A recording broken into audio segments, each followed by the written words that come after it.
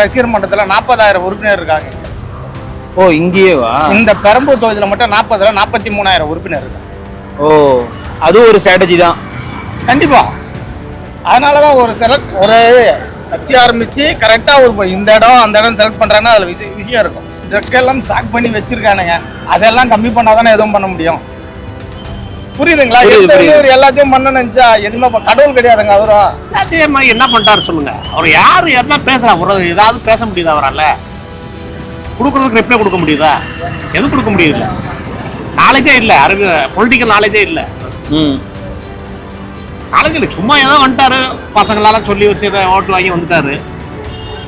அதுவும் மெஜாரிட்டி ஒன்றும் கிடையாது. ஆப்போசிட் பார்ட்டில இருக்க அடுத்து தானே அவர் ஆத்தி அமைக்கிறாரு. அவராக மெஜாரிட்டி வரலையே. 6 சிலிண்டர் கொடுக்க முடியுமா? எல்லாத்துக்கும் ஃபியூல் பஸ் எல்லாத்துக்கும் லேடிஸ் எல்லாம் தமிழ்நாடு கூட போக முடியுமா? இம்ப்ளிமெண்ட் பண்றேன்னு ஸ்ட்ராங்கா சொல்லி தானே ஓட்டு வாங்கினாரு. அப்படி சொல்லி தானே போய் சொல்லி தானே வாங்கியிருக்காரு. என்ன பண்ணிருக்காரு இப்ப சொல்லுங்க? அது 1000 ரூபா கூட கொடுத்தோம். 2,500 1000 ரூபா கொடுத்தது யாரு?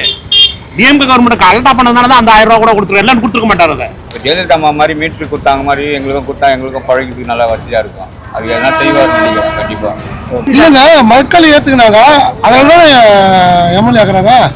அதுக்கப்புறம் தான் சிஎம் ஆனாரு. மனப்பூர்வமா மக்கள் ஏத்துக்கிறாங்க. பெரம்பூர் தொகுதியில விஜய் அவர்கள் ஜெயிச்சிட்டாரு. அதே மாதிரி திருச்சி தொகுதியிலும் ஜெயிச்சிட்டாரு. திருச்சியில இப்ப போய் மக்களுக்கு நன்றி சொன்னாரு. பெரம்பூர்ல ஒரு நன்றி சொன்னாரா? இல்ல, பெரம்பூர் தொகுதிக்கே வரல. அவர் இன்னும் வரலையா? வரல. ஓகே.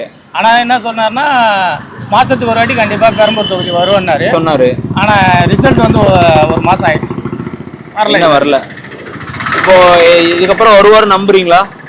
வந்துதானே ஆகணும், வேற ஆப்ஷனே இல்லைன்றீங்க. வந்துதானே ஆகணும். கண்டிப்பா இன்னைக்கெல்லாம் மீடியா பெருசாயிடுச்சு, கண்டிப்பா வந்துதான் ஆகணும். இல்லைன்னா மீடியால போட்டு அவங்க பேசுறத பேசிட்டு. கண்டிப்பா. இப்போ விஜய் அவர்கள் இந்த தொகுதியில நிற்கும் போது அவர் இந்த அளவுக்கு ஜெயிப்பாருன்னு நினைச்சீங்களா? அவர் செலக்ட் பண்ணதே ஒரு விஷயம் பாத்தீங்கன்னா, ரசிகர் மன்றத்துல 40,000 உறுப்பினர் இருக்காங்க இங்க. ஓ இங்கேயேவா? இந்த பெரம்பூர் தொகுதியில மட்டும் 43,000 உறுப்பினர் இருக்காங்க. ஓ அது ஒரு ஸ்ட்ராட்டஜி தான். கண்டிப்பா. அதனாலதான் ஒரு கட்சி ஆரம்பிச்சு கரெக்டா இந்த இடம் அந்த இடம் செலக்ட் பண்றாங்கன்னா அதுல விஷயம் இருக்கும். ஆமா. இப்ப ஆனா நம்ம இந்த தொகுதின்னு இல்ல, 107 தொகுதி ஜெயிச்சிருக்காரு. ஜெயிச்சு பெரும்பான்மை வாங்கி இப்போ முதல்வராகவும் ஆயிட்டாரு.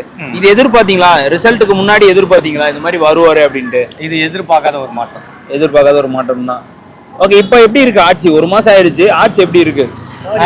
நான் என்ன சொல்றேன்னா, யாருமே எடுத்த உடனே எதுவுமே பண்ண முடியாது. எனக்கு விஜய் பிடிக்கும் பிடிக்காதுன்றது ஆப்ஷன். அடுத்து அரசியலுக்கு அவங்க புதுசு தலைமை ஏற்றிருக்காங்க. ஆனா பாத்தீங்கன்னா ஒரு 3 மாசமா டைம் கொடுத்தாதான் அவங்க எதனா பண்ண முடியும். ஓகே, கண்டிப்பா. ஏன்னா நான் ஒரு ஆட்டோ ஓட்டுறேன், எடுத்த உடனே ஸ்டேரிங் பிடிச்சி நான் ஓட்டி எல்லாத்தையும் இது பண்ண முடியாது. அதுக்குன்னு ஒரு இது வேணும், ஒரு 2 மாசம் ஆகணும். அதுக்கப்புறம் பாப்பா அவர் என்ன பண்றாரு. ஆனா இப்போ சில விஷயங்களுக்கு உடனடியே நடவடிக்கை எடுக்கணும்ல. இப்போ கண்டிப்பா இப்போ பாலியல் வன்கொடுமையெல்லாம் நிறைய நடக்குது சார். அவங்க ஆல்ரெடி ட்ரக் எல்லாம் ஸ்டாக் பண்ணி வச்சிருக்கானுங்க, அதெல்லாம் கம்மி பண்ணாதானே எதுவும் பண்ண முடியும். புரியுதுங்களா? எல்லாத்தையும் பண்ண நினைச்சா எதுவுமே கடவுள் கிடையாதுங்க. அவரும் 3 மாசம் டைம் கொடுங்க, அவர் என்ன பண்றாருன்னு பார்ப்போம். ஓகே, இந்த தொகுதிக்கு என்ன மாதிரியான மாற்றங்கள்லாம் தேவைப்படுது? என்ன டெவலப்மெண்ட் தேவைப்படுது பெரம்பூர் தொகுதிக்கு? பெரம்பூர் தொகுதி அதை ஆல்ரெடி ஒரு அளவு பண்ணியிருக்காங்க, பண்ணுவார், அவ்வளோதான். ஆல்ரெடி இங்கேருந்து பண்ணி தான் ஆகணுங்க. குளத்தூர் மின்னுது போன தொகுதி அரசியல்ல, இந்த வாட்டி பெரம்பூர் மின்ன போகுது, அவ்வளோதான். வேற எதுவும் கிடையாது. அவங்கவுங்க தொகுதி அவங்கவுங்க கரெக்டாக மெயின்டைன் பண்ணிக்க போறாங்க. இவர்கள் இங்கே நிற்கும் போது இவ்வளோ வெற்றியை அடைவார்னு நினைச்சிங்களா? இல்லை. என்ன நடக்கும்னு நினைச்சீங்க? அப்போ டஃப் கொடுப்பாங்கன்னு நினைச்சேன் டிஎம்கே. ஆனால் டஃப் கொடுத்தா யார் ஜெயிப்பான்னு நினைச்சீங்க?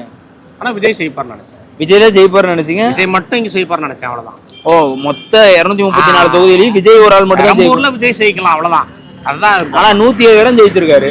அது எதிர்பார்க்காத வெற்றி தான். அது யாருமே நம்பல. இப்போ ஏதாவது நம்புறீங்களா விஜய் அவர்கள் சிஎம் ஆயிட்டாரு? இல்லை.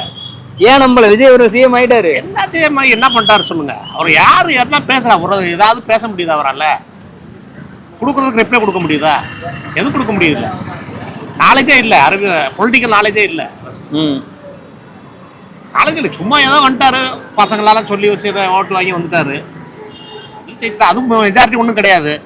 ஆப்போசிட் பார்ட்டில இருக்க அடுத்து தானே அவர் ஆத்தி அமைக்கிறாரு. அவராக மெஜாரிட்டி வரலையே. இல்ல, அவர் தனி பெரும்பான்மை வாங்கிட்டாரு இல்லையா? 107 தனி பெரும்பான்மை வாங்கினாரு. தனி பெரும்பான்மை யாரு போங்க? எல்லாரும் அப்பா பேரன் பேத்தி எல்லாம் சொல்ல வச்சு போட்டி வாங்கினதான். இதுக்கெல்லாம் ஒரு நாலேஜ் உள்ளவன் யாருமே போடல. சரி, இப்ப ஆட்சி எப்படி இருக்கு? ஆட்சி அவ்வளோ நல்லா இல்லை, அவ்வளோதான். என்ன விஷயங்கள்லாம் நல்லா இல்ல? எதுவுமே பண்ணலையே. எது ஆப்போசிட் பார்ட்டிலாம் ஒன்றுமே பண்ணல. இப்போ நிறையா இது சென்ட்ரல் கவர்மெண்ட் பண்ணுறோம், அதை பற்றி அப்போஸே பண்ணல. எல்லாமே அமைதியாக இருக்காரு. நம்ம என்ன பண்ணுறோம்னா நல்ல பேர் எடுத்துட்டு அப்படியே ஓட்டிட்டு போயிடலான்னு பார்க்குறாரு, அவ்வளோதான். அப்போ வந்து விஜய் அவர்கள் சொன்ன வாக்குறுதிகள்லாம் நடக்காதுன்றீங்களா? எது நடக்காது? எப்படி நடக்க முடியும்? ஒரு தங்கம் கொடுக்க முடியுமா? ஒரு 10,000 கொடுக்க முடியுமா? 6 சிலிண்டர் கொடுக்க முடியுமா? எல்லாத்துக்கும் ஃப்ரீ பஸ், எல்லாத்துக்கும் லேடிஸ் எல்லாம் தமிழ்நாடு ஃபுல்லாக போக முடியுமா? இம்ப்ளிமெண்ட் பண்றேன்னு ஸ்ட்ராங்கா சொல்லி தானே ஓட்டு வாங்கினாரு. அப்படி சொல்லித்தானே போய் சொல்லி தானே வாங்கியிருக்காரு. என்ன பண்ணிருக்காரு இப்ப சொல்லுங்க? அது 1000 ரூபா கூட கொடுத்தது, 2500 1000 ரூபா கொடுத்தது யாரு? டிஎம்கே கவர்மெண்ட் அல்டா பண்ணதுனால தான் அந்த 1000 ரூபா கூட கொடுத்துரு. எல்லாம் கொடுத்துருக்க மாட்டாரு அதை. அதுவுமே தடுக்கப்பட்டிருக்கும். ஆமா, அவர் சொல்லலைன்னா அது கூட கொடுத்துருக்க முடியாது. அட்லீஸ்ட் ஒரு 1000 ரூபாய்க்கு கொடுங்கன்னு அவர் சொன்னதுனால அவர் கொடுத்தாரு. அது கூட கொடுத்துருக்க மாட்டாரு. ஓகே, இப்போ நாட்டுல வந்து நிறைய குற்றங்கள்லாம் நடந்துட்டு இருக்கு இல்லையா? பாலியல் வன்கொடுமை எங்க பார்த்தாலும் நடந்துட்டு இருக்கு. போதை கலாச்சாரமும் இருக்கு. அவங்க என்னதான் டாஸ்மாக் மூடினாலும் இன்னமும் தொடர்ந்து நடந்துட்டு இருக்குல்ல. இதை வந்து விஜய் அவர்கள் எப்படி எதிர்கொள்வார்னு நினைக்கிறீங்க? எதிர்கொள்ள முடியாது சார் யாருமே. என்ன அந்த மாதிரி ஆயிப்போச்சு எல்லாத்தையுமே போதை பொருளை. அதனால அவர் மாற்றத்தை உருவாக்குவேன், மாற்றத்தை கொடுப்பேன், கண்டிப்பா வந்து டிஎம்கே ஏடிஎம்கே பண்ண ஊழலை எல்லாம் நான் தடுப்பேன்னு சொல்லி வந்திருக்காரு. அப்படி இருக்கும்போது அவரால் ஏன் ஜெயிக்க முடியாம, அவரால் ஏன் மாற்றத்தை கொடுக்க முடியாம இருக்கும்? கொடுக்க முடியாது. நாலேஜ்ல யாரும் பண்ண முடியாது. அவனா தெரிஞ்சலாம் யாரும் பண்ண முடியாது. பண்ண முடியாது. அவர் இப்ப வந்ததுல 20. சரி, இப்ப விஜய் அவர்களுக்கு ஒரு மாற்றம் வேணும்னு விஜய் ஓட்டு போட்டாங்கல்ல. விஜயை தாண்டி ஒரு மாற்றத்துக்கு யாரு ஓட்டு போட்டிருக்கணும்னு நினைக்கிறீங்க? டிஎம்கே போட்டுக்கணும், அவ்வளவுதான். டிஎம்கே என்ன மாற்றம் இல்லல்ல? மாற்றல வேற யாரு இருந்தா? பிஜே கூட வேற யாருன்னா சீமானுக்கு போடணும். சீமானை யாரும் போட மாட்டான். அவர் தொகுதிக்கு அது அவர் சொந்த தொகுதி. அவர் பொழுது வந்த மாதிரி ஆகிப்போச்சு. பெரம்பூர். ஆமா, அவர் தொகுதி. அவர் எப்போ ஒன்றா என்னென்ன பண்ணிக்குவாரு. ஒன்றும் பஞ்சாயத்தே இல்லை. ஓகே, அது ஒண்ணுமே பிரச்சனை கிடையாது அப்படின்னு இல்லைங்க. மக்கள் ஏத்துக்கினாங்க, அதனால தான் எம்எல்ஏ ஆக்குறாங்க. அதுக்கப்புறம் தான் சிஎம் ஆனாரு. மனப்பூர்வமா மக்கள் ஏத்துக்கிறாங்க. ஓகே, இப்போ இருக்க ஆட்சி எப்படி இருக்கு? 1 மந்த் ஆக போகுது, எப்படி இருக்கு? நிறைய பிரச்சனை இருக்கு. அதை அவர் வந்து கண்காணிப்புக்கு வந்து அதை சால்வ் பண்ணுவார். அது கொஞ்சம் நாளா சார். ஏன்னா குற்றச்சாட்டுகள் நிறைய ஒரு பக்கம் வருது. உங்களை கேட்குறேன், இப்போ 2 கிளாஸ் அரிசி போட்டு நம்ம 4 பேர் சாப்பிடும்போது 1 கிளாஸ் அரிசி ஒரு அரிசியிலிருந்து வந்துக்கிறீங்க. அப்போ அந்த நேரத்தில் 3 கிளாஸ் அரிசி போட்டு 4 பேர் சாப்பிடலாம் முடியுமா? வாயே தரல நீங்க. இல்ல முடியாதுதான். இப்போ அதுதான் சார். இப்போ வந்து என்ன 10 லட்சம் கோடிக்கு மேல கடன் வச்சு போயிருக்காங்க சார். நல்லவங்க, அவங்க ரொம்ப நல்லவங்க.